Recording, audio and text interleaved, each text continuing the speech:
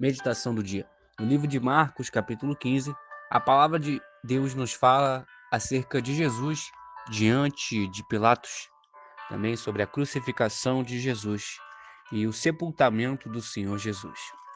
No capítulo anterior, a palavra de Deus nos falou acerca da celebração da Páscoa e da ceia do Senhor de Jesus com os seus discípulos, pois a ceia do Senhor foi instituída justamente na data da Páscoa, pois a Páscoa já apontava para esse grande memorial que a Igreja do Senhor comemora até o dia de hoje e comemorará até o dia em que o Senhor vier buscar a sua igreja.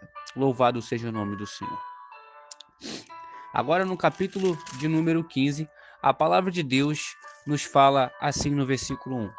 E logo ao amanhecer, os principais dos sacerdotes com os anciãos e os escribas e todo o sinédrio tiveram conselho e, ligando Jesus, o levaram e entregaram a Pilatos. E Pilatos lhe perguntou: Tu és o rei dos judeus? E ele respondendo disse-lhe: Tu o dizes.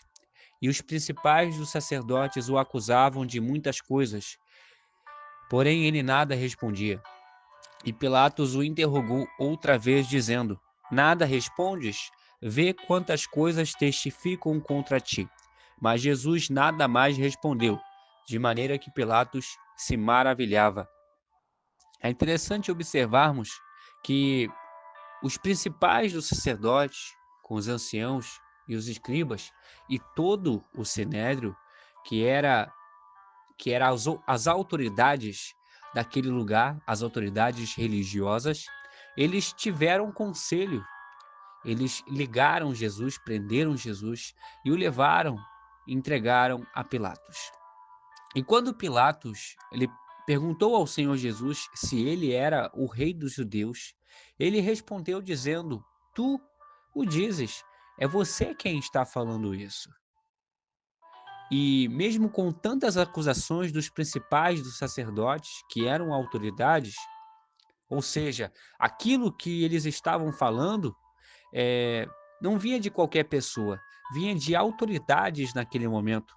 Jesus, diante de tudo isso, nada mais respondeu.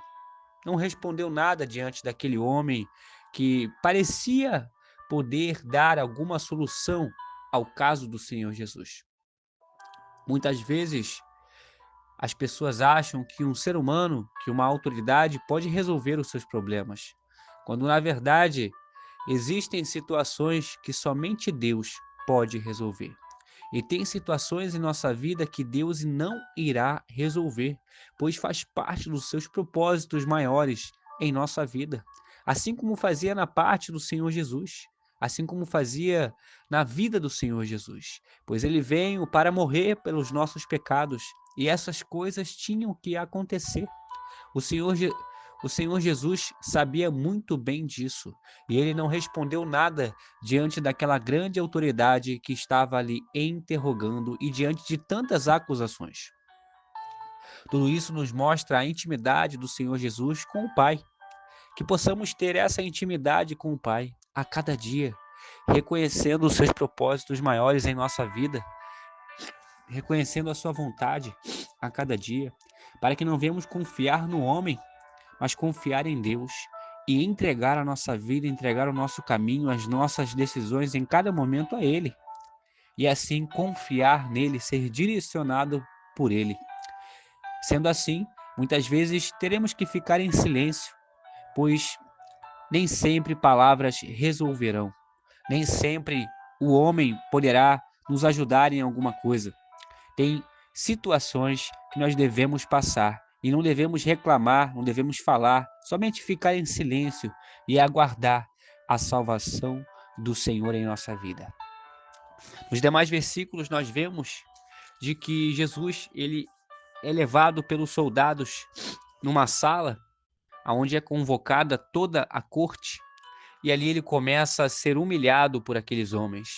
Ele é ferido na cabeça com uma cana, ele é cuspido e ele é posto de joelho, e assim começam a adorar a ele, mas de forma que estavam escarnecendo ele, não adorando ele fielmente, mas escarnecendo dele.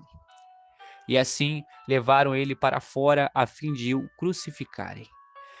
E constrangeram um certo Simão Cireneu, pai de Alexandre e de Rufo, que por ali passava, vindo do campo, que levasse a sua cruz. Isso está escrito no versículo 21. É interessante que o Senhor Jesus é o Filho de Deus. É o próprio Deus encarnado que veio aqui na terra. E ele recebeu a ajuda desse homem para carregar a sua cruz. Isso nos mostra a humildade do Senhor Jesus e o princípio da ajuda, da união entre os irmãos. Que possamos nos unir com os nossos irmãos, carregar as cargas uns dos outros, para assim cumprir a lei de Cristo, assim como está escrito na palavra do Senhor. Que possamos meditar nessa palavra. O Senhor Jesus não se deu ao luxo de não precisar de ajuda de ninguém.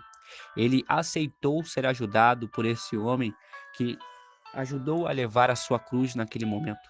Que possamos meditar nessa palavra.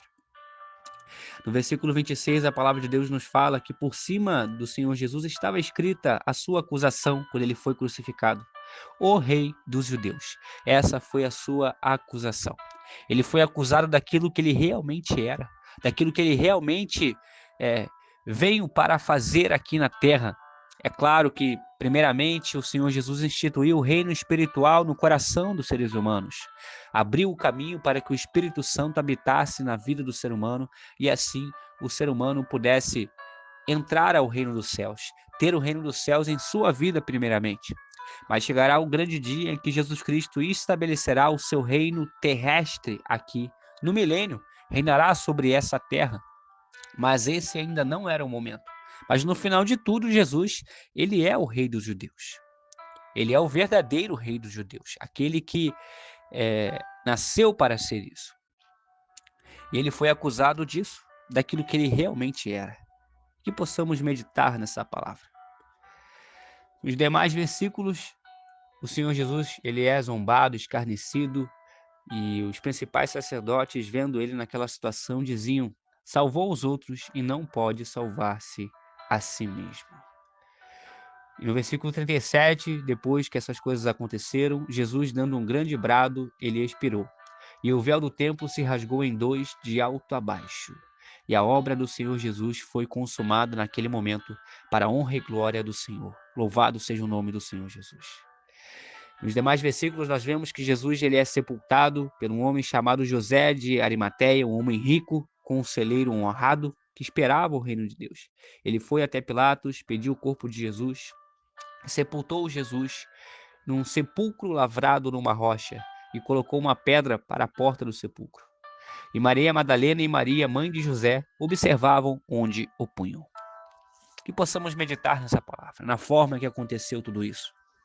Jesus nasceu num lugar emprestado, num lugar que não era adequado para uma criança nascer aos nossos olhos. E ele morreu num sepulcro que não era dele, num sepulcro também que outra pessoa doou a ele. Que possamos ser desapegados pelos bens terrestres, mas nos contentar com aquilo que temos a cada dia, pois o importante é que façamos a vontade de Deus em cada momento. Medite nessa palavra, guarde no seu coração e tenha assim uma excelente quarta-feira na presença do Senhor Jesus. Amém.